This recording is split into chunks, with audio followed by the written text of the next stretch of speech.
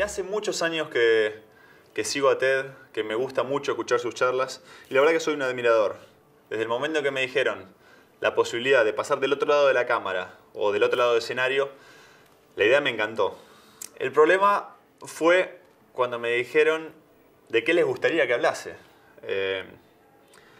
Me dijeron de ser distinto. Ahí puse freno de mano y me puse a pensar de nuevo porque realmente no estaba seguro de poder y estar capacitado de hablar de eso. Además me dio mucho miedo. ¿Cómo hablar de un tema semejante? Primero, si nunca lo había pensado, nunca lo había analizado. Nunca me lo habían preguntado. Y sin sonar pedante o arrogante, ¿cómo hablar de ese tema?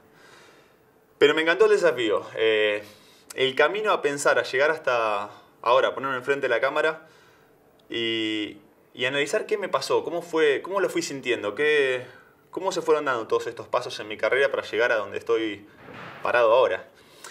Y la verdad que lo disfruté mucho y me gustó y espero que sepan entenderlo, que trato de abstraerme un poco de quién soy y simplemente explicarlo como un espectador que fue viendo cada paso.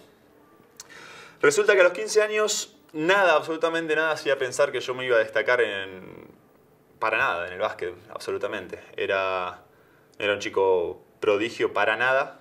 No era un LeBron James o un Messi o un mismo Scola Nocioni en el básquet, que a los 15 ya se sabía que iban a jugar en un futuro en la selección nacional. Mi caso era muy distinto, era muy flaquito, muy chiquito. Lo único que me diferenciaba, que me podía llegar a diferenciar, ni siquiera me diferenciaba, era una gran pasión por lo que hacía. Me gustaba muchísimo. Además, a los 15 años ya mis hermanos eran profesionales, ya vivían del básquet. Y yo no quería ser menos. Así que a partir de ese momento le empiezo a dedicar mucho más tiempo. Me empiezo a meter en un gimnasio, empiezo a insistirle a mi mamá para que me consiguiera un dietólogo para tratar de crecer y desarrollarme mejor. Empiezo a ver videos de básquet y ni bien termino de ver los videos de básquet, pum, corriendo a la cancha para tratar de copiarlos. Pero recuerdo que jugaban los partidos y cuando terminaba volvía a casa, ya sea contento por haber ganado y jugado bien, o triste y deprimido por haberlo hecho mal, pero me autoevaluaba frente al espejo, me ponía enfrente de la ducha y me gritaba perro o qué desastre, fue así querés jugar en la Liga Nacional o así querés ser como tus hermanos y era duro conmigo mismo, pero si las cosas iban bien como que me festejaba, me alentaba, me decía esta es la manera de seguir. Así que bueno, todas esas horas que le fui poniendo dedicando al básquet, de a poquito fueron dando algún que otro fruto. Ya me sentía un poco más crecido, más desarrollado, empezaba a saltar un poco más.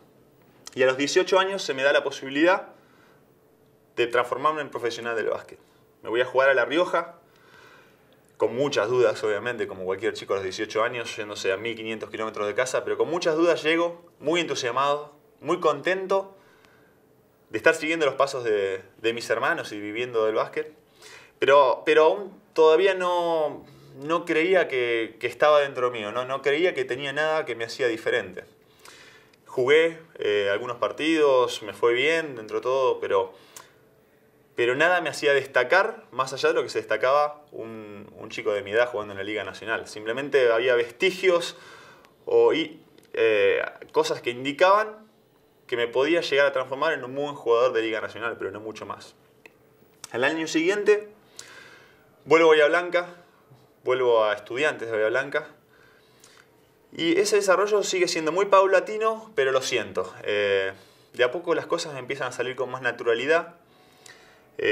Por momentos tengo grandes partidos donde se veían cosas que hasta hace unos meses atrás no creía que podía.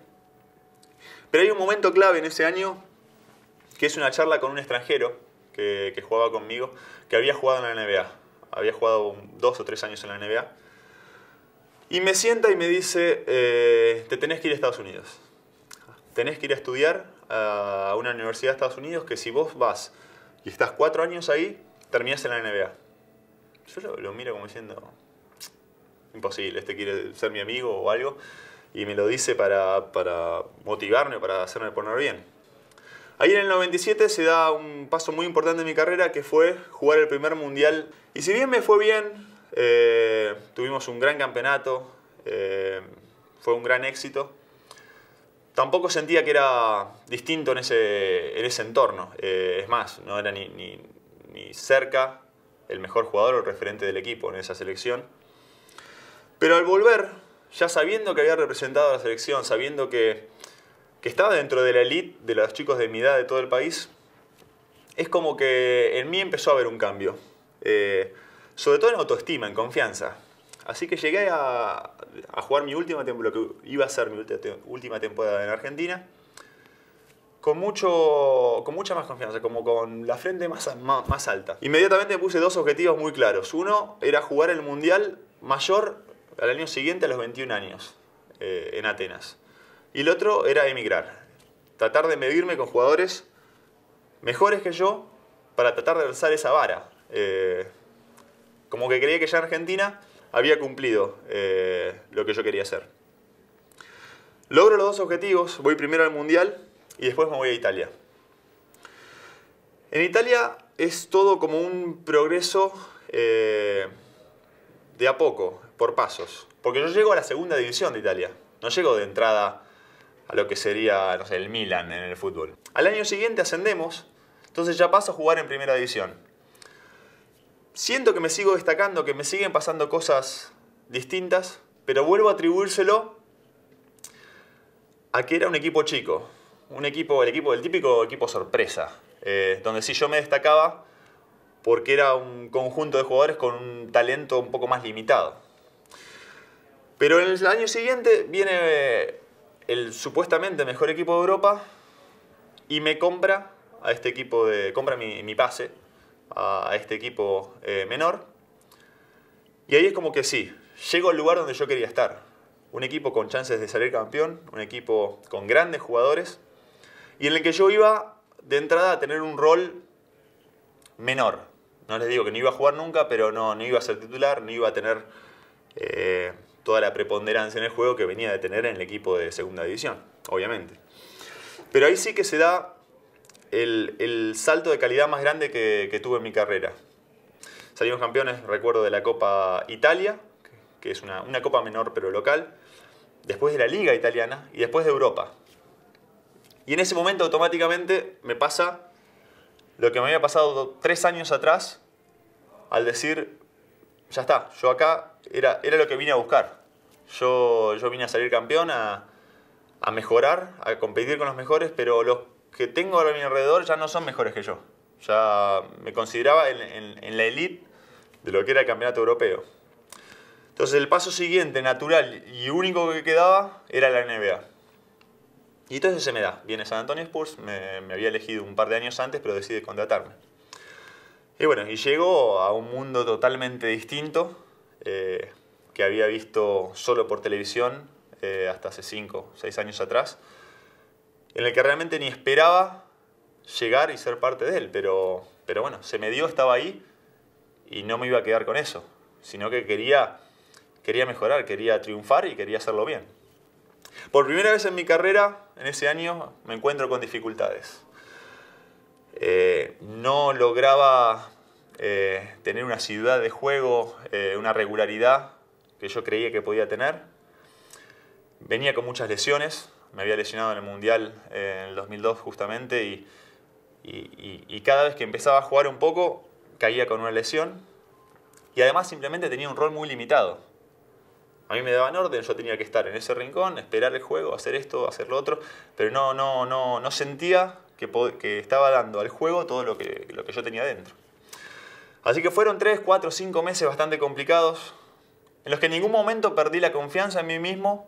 Sabía que con el tiempo se iba a dar, pero ya me estaba impacientando un poco. La verdad que sí, porque por naturaleza soy impaciente. Pero bueno, sobre el final de la temporada empieza a cambiar de a poco.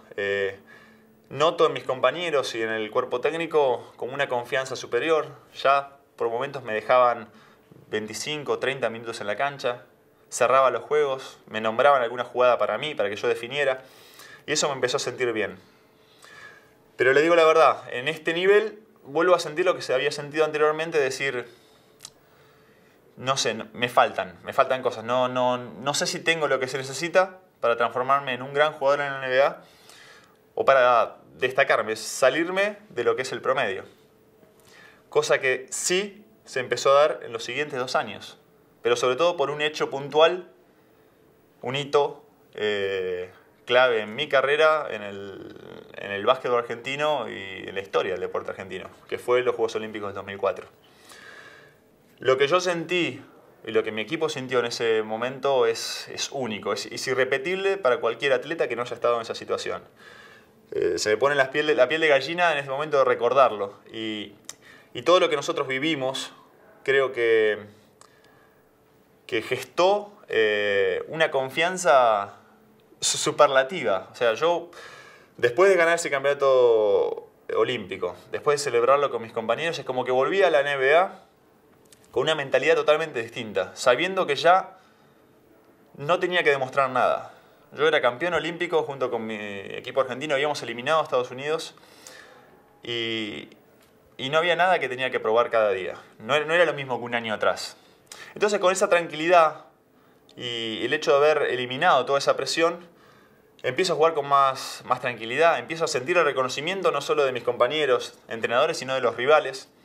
Y eso cambió mucho en mí. Cambió mucho porque cuando uno juega ya sabiendo y con ese respeto, lo hace de una manera mucho más tranquila y afianzada. Entonces, a partir de ahí se fueron dando muchas cosas. Volví a ganar un campeonato de NBA, me nombraron All-Star, que es la elite, los 24 teóricamente mejores jugadores de la NBA. Cosa, si ya era impensado jugar en la NBA, imagínense formar parte de ese grupo. Así que notaba que ya empezaban a pasar demasiadas cosas, que ya no podía ser casualidad y que algo había. Entonces me puse a pensar, o en realidad me pongo a pensar ahora también, ¿qué era lo que pasaba? ¿Qué había? ¿Por qué a mí? ¿Por qué a mí? ¿Yo había trabajado mucho más que los demás? Creería que no, porque sí, había trabajado mucho, pero no creo que más que el resto. Talento es la palabra que llegué. Es la palabra que me decían. Mucho talento. Pero ¿qué es el talento? ¿O cuántos talentos hay? Entonces yo me puse a pensar y sí, el talento que tenía a los 20 años era muy difícil, muy distinto de lo que después le fui agregando a mi juego. Yo con el talento de los 20 años, que posiblemente en bruto era lo mismo que ahora, no me alcanzaba para llegar a ningún lado. Había que ir agregándole cosas. Entonces llegué a la conclusión, y después de todas mis experiencias en equipos, que talentos hay muchos. Un talento muy importante es ponerse un objetivo. Ponerse un objetivo y no dejarse distraer. No irse por las ramas, sino buscarlo, identificarlo y hacer todo lo que esté posible a tu alcance para conseguirlo. Otro talento importante es entender qué es lo que pasa a tu alrededor, qué es lo que necesita tu equipo, qué es la idea de tu entrenador, qué es lo que falta, qué es lo que podés agregar para que tu equipo dé el salto de calidad. Bueno, identificar todo eso y ser capaz de proveerlo. Otra cosa importante es saber en determinados momentos relegar el lucimiento personal para que tu equipo gane. O sea, yo puedo hacer, yo o cualquiera, 30 puntos en el equipo y disfrutarlo, porque es verdad, es divertido, entretiene. Pero cuando das el siguiente paso, por ahí tenés que hacer 10. Y después llamar la atención y buscar a tu compañero para que tu compañero también esté bien. Otro talento muy importante, que lo acabo de decir también recién, es el disfrutar de jugar con tus compañeros. No estar siempre pendiente de lo que hace uno, sino ponerse contento cuando doy un pase y mi compañero define. Cuando veo que un debutante que está jugando conmigo va creciendo y se va desarrollando en un jugador superior. Porque además de sentirse bien y de altruismo, ayuda al equipo. Cuanto mejor sean mis compañeros, mejor va a ser mi equipo y más chance voy a tener de ganar. Y el último, pero no menos importante, es el de entender tus limitaciones. Hay simplemente momentos que no se puede todo. Por más que uno se crea con capacidad para hacerlo, hay momentos que no da. Que hay un equipo que te supera, una estrategia que es más importante que el lucimiento personal. Y yo he tenido la suerte, posiblemente en todos mis equipos, de jugar con algunos de los mejores jugadores con talentos no habituales, no de los que se ve y los que se lucen, pero que eran los primeros a levantar la mano cuando había que defender al mejor rival. eran los primeros que iban a fajarse adentro cuando el partido se ponía duro y que en ningún momento pensaron o contemplaban la posibilidad de que hablaran de ellos en la nota post partido, en que el fan cantara su nombre. No era el objetivo era poner su granito de arena para que el equipo ganara y ahí sí festejar todos juntos. Creo que esos 5 que nombré son los que hacen que todo se junte para que formar un equipo ganador y un jugador completo. Son cosas importantísimas para poder marcar una diferencia con el de al lado. Hay jugadores que tienen 1 y les alcanza, otros que tienen 3, otros que pueden reunir los 5 y son los que marcan una diferencia. Pero no se queden con la sensación, con la idea de que el talento es solamente hacer la jugada linda, porque no lo es. Todo esto que acabo de explicar fue lo que me sirvió para destacarme en el mundo del básquet. Algo a lo que le dediqué básicamente mi vida entera, pero que lamentablemente tiene una fecha de vencimiento. Y una fecha de vencimiento que no es a los 65 o a los 70 años como a un abogado, un contador o un trabajador cualquiera. La fecha de vencimiento mía es máximo a los 40 años, donde una persona normal que haya estudiado básicamente empieza a arrancarla. ¿Cómo afrontar eso cuando sé que empieza una vida nueva, una vida distinta, fuera del deporte, en la que nunca me he manejado? Una vida en la que no va a haber las secreciones de adrenalina o la clase de emociones que yo viví con anterioridad. Pero es normal, no van a estar. ¿Cómo repetir las sensaciones que yo tuve cuando sonó el silbato final en Atenas y me abracé casi llorando con mis amigos y compañeros de la selección festejando una medalla dorada? Imposible. ¿Cómo repetir el cosquilleo en el estómago, la presión que sentí antes del partido número 7 contra Detroit en las finales del 2005, sabiendo que había 20.000 personas en la cancha mirándonos, más de 100 millones en sus casas mirándolo por televisión, y con la certeza de que no había un mañana, de que no podía fallar? Era el que ganaba, festejaba, el que perdía, a casa con la cabeza gacha. ¿Cómo repetir eso? No se puede. ¿Cómo hacerlo a los 40 años? Cuando uno acaba de llegar simplemente a la mitad del trayecto.